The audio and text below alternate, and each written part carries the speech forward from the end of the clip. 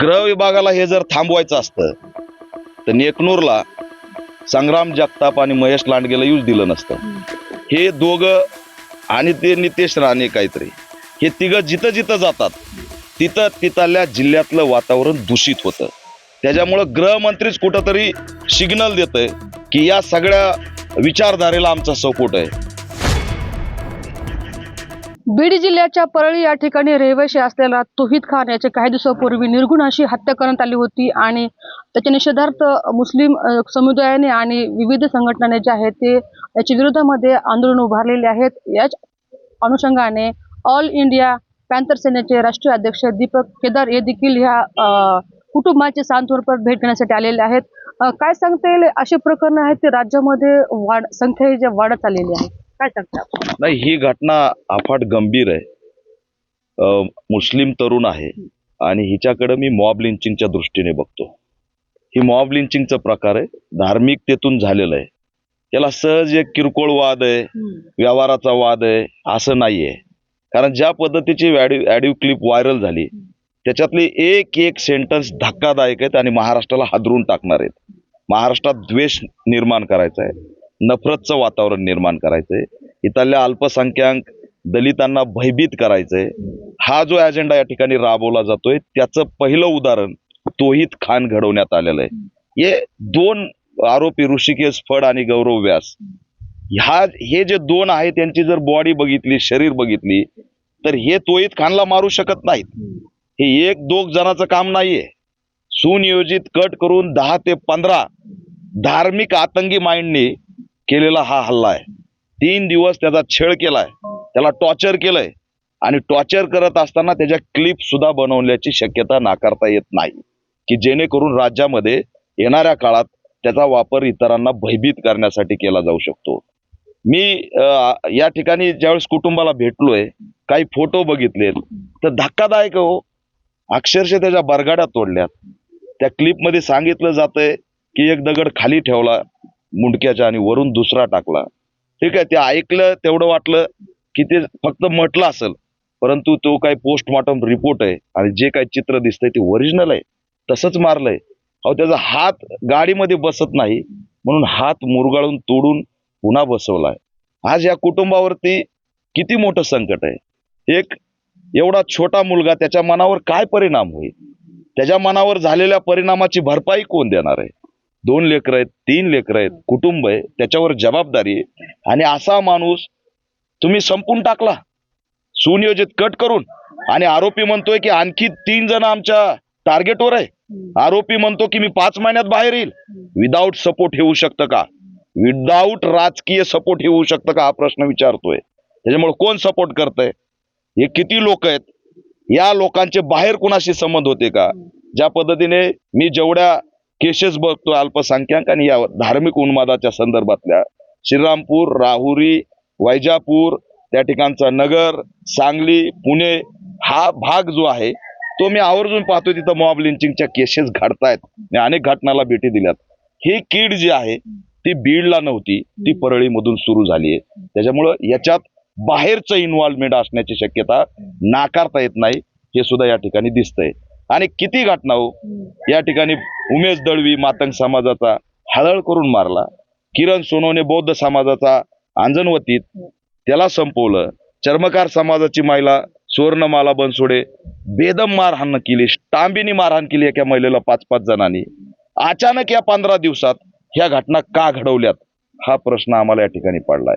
या घटना घडवण्यामागं काय षडयंत्र आहे हे सुद्धा कळत नाही. या आरोपीचे काही फोटो सुद्धा आहेत पॉलिटिकल नेत्यांसोबत, ते मी आताच प्रेसमध्ये दाखवलेत. त्याच्यामुळे त्यांनी एक पोस्ट केली की याला धार्मिक रंग देऊ नका. अरे बाबा, धार्मिक रंग देऊ नका, पण जी ऑडिओ क्लिप आहे ती पूर्ण धार्मिकतेने भरलेली ना. म्हणजे मला 5-6 महिन्यात मी बाहेर येईन, माझं काय होणार आहे का? अशा पद्धतीचं जे काही इथं घडलंय ते गंभीर आहे आणि दुर्दैवी आहे. म्हणून आमची या ठिकाणी मागणी आहे की या आरोपीला फाशी झाली पाहिजे, SIT मार्फत चौकशी झाली पाहिजे. त्या ठिकाणी याच्यामध्ये आरोपीला तात्काळ मोका लागला पाहिजे. त्याच्यासोबत आणखी कोण कोण आहेत ते सह आरोपी झाले पाहिजेत. त्याच्यामध्ये आणखी याच्यामध्ये सह आरोपी झाले पाहिजेत. आणि एवढंच नाही तर अमरावतीला मुस्लिम आहे म्हणून त्याचं बुलडोजरनी घर पडतं. औरंगाबादला एक आहे तर त्याचं बी घर पडतं. मग परळीमध्ये ज्या गोशाळेमध्ये आमच्या तरुणाला मारलं ती गोशाळा आणि त्याचं घर बुलडोजरनी पाडलं पाहिजे.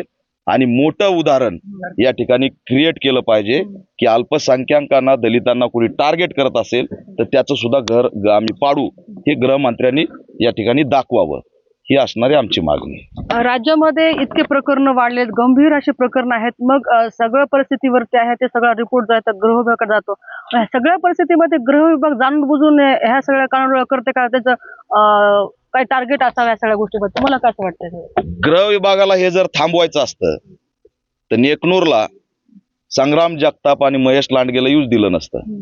हे दोघं आणि ते नितेश राणे काहीतरी, हे तिघं जिथं जिथं जातात तिथं तिथल्या जिल्ह्यातलं वातावरण दूषित होतं. त्याच्यामुळं गृहमंत्रीच कुठंतरी सिग्नल देतंय की या सगळ्या विचारधारेला आमचा सपोर्ट आहे. आणि हे जे एक स्वतःहून एक बॉम्ब तयार व्हायला लोक तयार झालेत, हे सगळे त्याला एक आतंकी माइंडचे लोक की जे काही करायला तयार झालेत, यांना पूर्ण विश्वास आहे की आमच्या मागे गृह विभाग आहे, थेट गृहमंत्री आहेत, आमच्या विचाराचे गृहमंत्री आहेत. त्याच्यामुळे ह्या घटना वाढतायत. RSSच्या द्वेष पसरवणाऱ्या संपूर्ण विचारधारेमुळं ह्या सगळ्या घटना वाढतायत. आणि जर असं नसतं तर त्याच्यात उदाहरणं झाले असते ना. आज ही घटना 2 लोक करू शकत नाहीत, मग तपास का होत नाही? मास्टर माइंड पर्यंत हात का जात नाहीत? हे कोण लोक आहेत, ते का येत नाहीत? तर ह्याच्यामध्ये एक कॉन्फिडन्स या सगळ्यांना, हे जे मॉब लिंचिंग करतायत, मुस्लिमांना टार्गेट करतायत, गोरक्षकच्या माध्यमातून काही दहशत निर्माण करतायत, या सगळ्यांना त्या ठिकाणी सरकारचंच इनडायरेक्टली बळ आहे का, असा सुद्धा प्रश्न या ठिकाणी निर्माण होतोय. बीड जिल्ह्यामध्ये हे प्रकरण खूप वाढलेले आहेत. आपण देखील वारंवार जिल्ह्यामध्ये येत आहे, अशा घटनावरती झाल्यानंतर आवाज उचलताय, सरकारला त्याच्याबद्दल तुम्ही जाब देखील विचारायचा प्रयत्न करताय. मात्र बीड जिल्ह्याचे पालकमंत्री तथा जे राज्याचे उपमुख्यमंत्री सुनीलताई पवार ह्या जिल्ह्यामध्ये पालकमंत्री झाल्यानंतर एक वेळ आलेले आहेत. यानंतर त्यांनी आलेले नाहीत असं देखील नागरिकांचं म्हणणं आलेलं आहे. असं वाटतं का की त्यांचं दुर्लक्ष आहे जिल्ह्यावरती का? ते कसं वाटतं तुम्हाला सगळ्या प्रकरणामध्ये त्यांनी जाणून बुजून दुर्लक्ष करतायत? नाही, 100% त्यांचं दुर्लक्ष आहे, त्यांचं फेल्युअर आहे. मला सांगा ना, आज अल्पसंख्याक समाज हा त्यांच्या पक्षाचा मतदार आहे, मोठ्या प्रमाणात त्यांच्या पक्षाला मतदान करतो. मग अशी स्थिती असताना आम्हाला मान्य आहे अचानक तुमच्यावर जबाबदाऱ्या आल्यात, तुम्ही जबाबदाऱ्यामुळे तुमचं लक्ष या ठिकाणी लागू शकलं नसेल, हे आम्हाला मान्य आहे.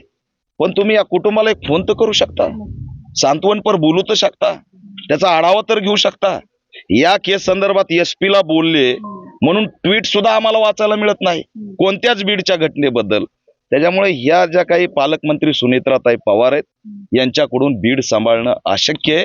त्यांना आमची मागणी आहे की जर तुम्हाला हे सांभाळता येत नसेल, मोठा व्याप आहे, उपमुख्यमंत्री म्हणून अनेक पद आहेत, पक्ष म्हणून तुमच्यावर जबाबदारी आहे, तुम्ही बीड जिल्हा आणि बीड जिल्ह्यातल्या लोकांना वेटीस धरू नका, तिथला तुम्ही राजीनामा दिला पाहिजे.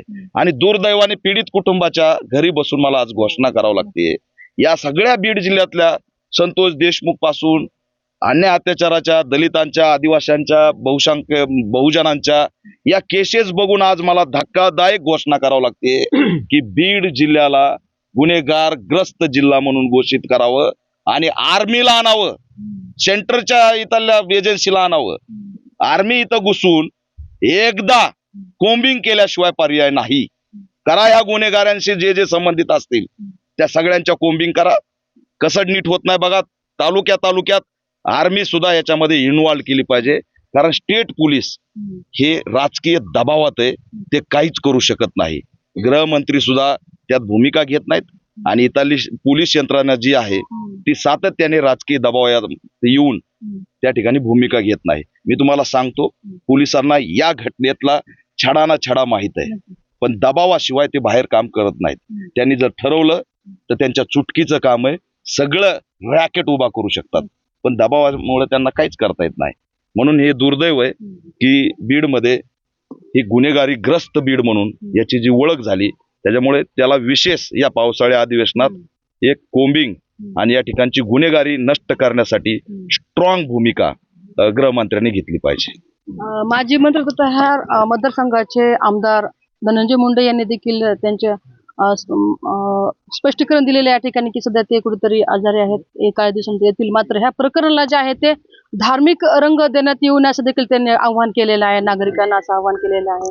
हे सगळे काय परिस्थितीला बघताय? कारण की आताच आपण जेव्हा पाहिलं ते 2 आरोपी आहेत, त्यापैकी एक आरोपीचा फोटो त्याच्यासोबत आलेला आहे. दुसरा आरोपीचा फोटो जे आहे ते नगरसेवक आणि नगराध्यक्षाचे पती यांच्यासोबत देखील आता आलेला आहे. त्यामुळे कदाचित हा नाही, त्यांच्या मी माहिती घेतली तर तो जो काही फड नावाचा आरोपी आहे त्याचे वडीलच त्यांच्या घरी पुजारी येत असं मला इथं आल्यावर कळालं. आम्ही बाहेरून येणारे माणसं, आम्हाला इथं जे आलं ते मी मांडतोय. त्यांनी एक पोस्ट टाकली की धार्मिक रंग देऊ नका. 4 दिवस झालं ना, ऑडिओ क्लिप व्हायरल होतीये. या समाजाला सॅल्यूट आहे. बकरी ईदला दंगल करायची ठरवली महाराष्ट्रात. अनेक जाग्यावर या समाजाने दंगल होऊ दिली नाही. अनेक तरुण गेलेत, या समाजाने दंगल होऊ दिली नाही. तुम्ही उद्देश देताय कुणाला? शांतीप्रिय लोक आहेत. अहो, त्यांच्यावर एवढा अन्याय झाला या महाराष्ट्रात. त्यांचे घर तुम्ही इमिडिएट बुलडोजरनी पाडताय, तरुणांचे आयुष्य उद्ध्वस्त करताय. अहो, स्टेटस ठेवलं फक्त रसायनी नावाच्या खालापूरला, फक्त स्टेटस ठेवलं. FIR नाही, तडीपारीची नोटीस नाही. त्याला 6 महिने झालं पोलिसांनी घराच्या बाहेर ठेवलंय. एवढा छळ हे सरकार करतंय, तरी तुम्ही त्यांच्याकडूनच अपेक्षा बाळगताय काय? धार्मिक रंग देऊ नका. ऑडिओ क्लिप ऐका ना. अहो, लांड्याशिवाय ते बोललेलं नाही त्या क्लिप मध्ये. एवढं धक्कादायक, मला सुद्धा बोलायला वाईट वाटतंय. मी 6 महिन्यात बाहेर येतो, आणखी 3 जण मारायचेत, मला गर्व आहे मारल्याचा. धर्माचं नाव सांगतोय स्वतःच्या. हे धार्मिक रंग हे कुणी पेरलं, कुणी व्हायरल केलं, का केलं, याचा शोध लावायचं पोलिसांना सांगा. लोकांना उपदेश देऊ नका धार्मिक रंगाचा. आणि त्यांनी इथं यायला पाहिजे हो, धावत पळत यायला पाहिजे. किती काही असू द्या, हा त्यांचा मतदारसंघ आहे, त्यांचं गाव आहे. माजी मंत्री आहेत, पक्षाचे पालकमंत्री सुद्धा त्यांचेच आहेत. त्यांनी धावत पळत यावं. सन्माननीय पंकजाताई मुंडे यांनी यावं. इथले खासदार कोण आहेत ते आलते का? बजरंग बाप्पा, त्यांनी यावं. लोक, अहो, इथलं धक्कादायक म्हणजे जे काही प्रथम नागरिक आहे, नगराध्यक्ष महिला म्हणून, ह्या लेकराच्या डोक्यावर हात फिरवायला येऊ शकत नाही. एवढी माणुसकी संपलेले माणसं आहेत आपण. आणि तुम्ही म्हणताय धार्मिक रंग देऊ नका. आणि वोटर त्याच्या वार्डातले हे धर्माधिकारी, हे व्यास, हे काय चाललंय परळीमध्ये? त्याच्यामुळे जास्त हे करू नये. याच्यामध्ये त्यांनी कुणी धार्मिक रंग देणार नाही. पोलिसांना सपोर्ट करतायत. मुफ्ती साहेब पुढे आले, समाजाला थांबवलं. त्यांचे आभार आहेत की त्यांनी हे परळी पेटण्यापासून वाचवलं.